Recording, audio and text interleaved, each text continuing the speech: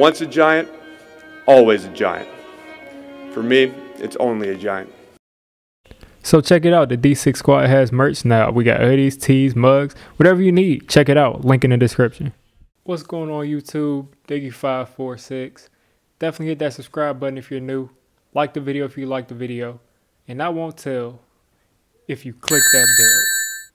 But let's go ahead and get into this. So I'm a little late with this. The press conferences were yesterday, but end of the story, the Giants are going to go after some wide receivers this offseason.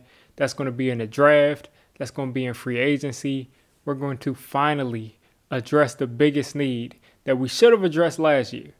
We had a lot of chances to take a receiver in the draft last year. We decided not to do it. We had a lot of chances to sign a receiver in free agency last year.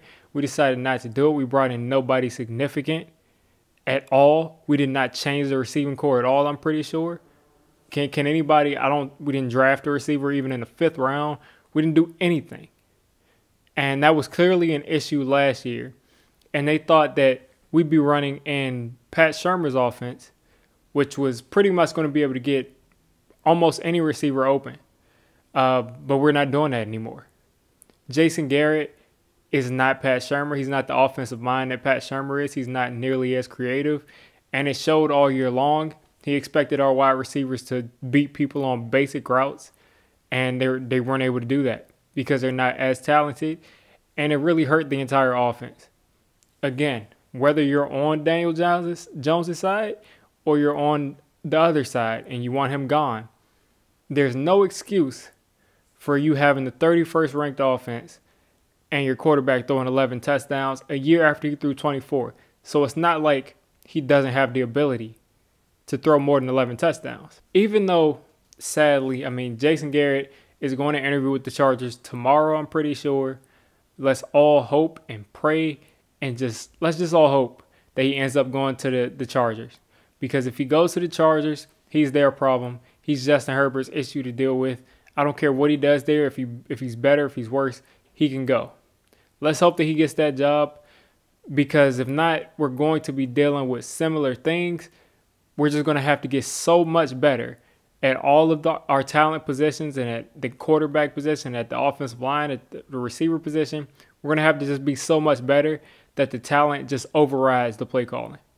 So, if you have Allen Robinson and Jamar Chase running curl routes, they'll probably be more likely to get open just because they're better receivers.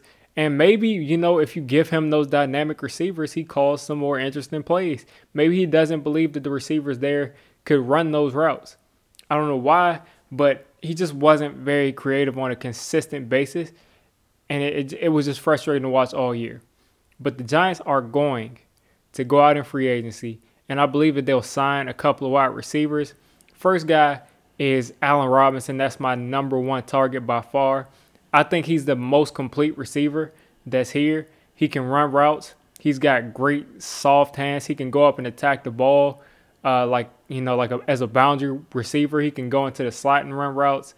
He's had a couple of times where he's gotten shut down this season. One was by James Bradberry. The other was this past week where he had no catches in the first half. So he's not, one of those receivers who's just undeniable. No matter what, he's going to get his. But I do think that Allen Robinson is a top 10 type receiver, and I think that he would immediately be an upgrade over anything we've had since Odell Beckham if he were to come for the Giants. And mind you, it's also easier to get shut down when you have Mitch Trubisky throwing you the football.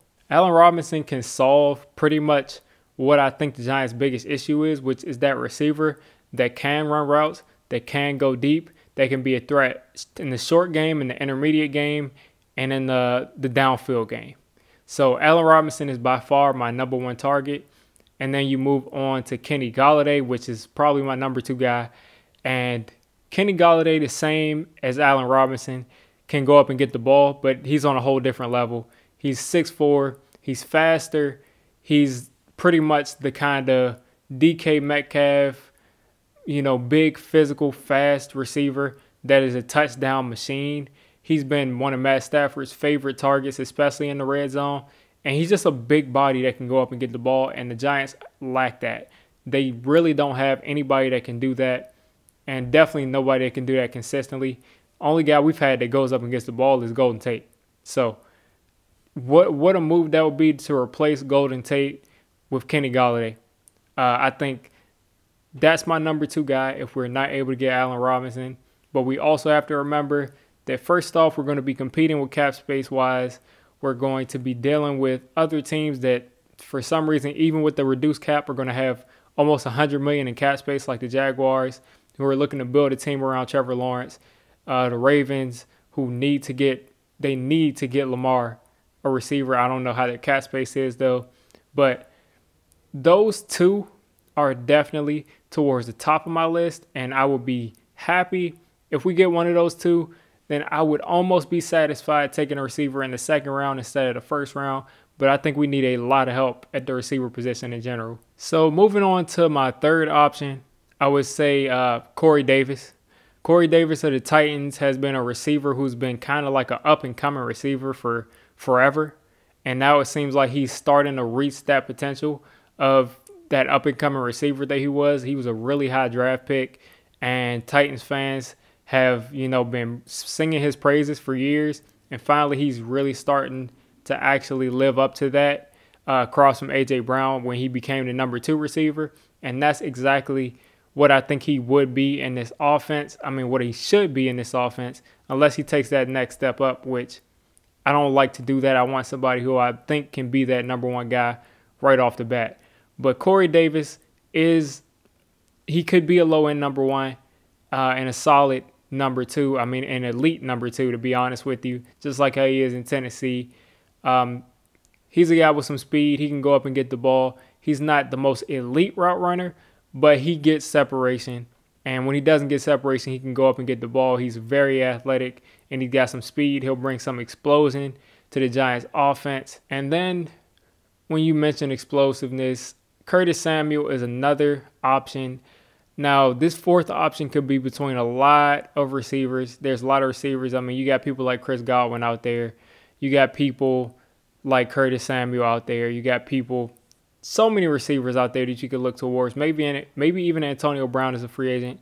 I'm not sure if this franchise wants him, but we'll have a lot of options. Besides, I think those number 1 and 2 guys, Allen Robinson and Kenny Golladay, are the priorities. You have to try to get one of those. If you can't, then you move down to receivers that I think are really good number 2s, or like elite number 2s, and that could be number 1s. And then you look towards the draft in the 1st round to get that number 1 threat. But Curtis Samuel is a guy I'm not as high on, but I see Giants Twitter and Giants Nation is high on. He can run out of the backfield. He can run routes as a receiver. He's very versatile. And could he help us? Yes, but do I think that the Giants offensive coordinator right now is good enough to utilize him to his fullest potential? No, I don't. I really don't. So I want as conventional a number 1 route running receiver, big receiver, 50-50 ball receiver as possible. I don't want any kind of tricks. I just want someone who can run routes and get open and go above the defense and grab footballs out of the air, because when you start adding in extra traits and extra, things that add value to these players, we're not going to get that out of them because we have Jason Garrett calling plays. So, like I said, I'd rather look towards Allen Robinson, Kenny Golladay, Corey Davis, maybe Chris Godwin, but I kind of don't like what he brings to the table. Now, he would be a great addition. I wouldn't be mad, but I kind of don't like the skill set that he brings to the table. I'm looking for a guy that is a true jump ball receiver that can run routes, that really is a game breaker. Now, he was exciting a couple of years ago as the number 2 guy behind Mike Evans with Jameis Winston, but I am looking for a different kind of receiver altogether. So, Giants fans, let me know, what kind of receiver are you looking for? Are you looking at Kyle Pitts? Are you looking at tight ends? I didn't even cover the tight ends. Are you looking at those guys? Let me know what you're looking to add to give this offense a spark, because the Giants front office has made this very clear that they're going to look to add some weapons to this offense. They have to. So if you made it this deep into the video, I'm calling you a D6 squad member. If you're a D6 squad member, you got to hit that subscribe button. You got to turn on that notification bell. And listen, I make all kinds of content for NFL teams. So if you're not a Giants fan, don't worry. I'll cover your team. If I'm not covering your team, let me know. And have a good one.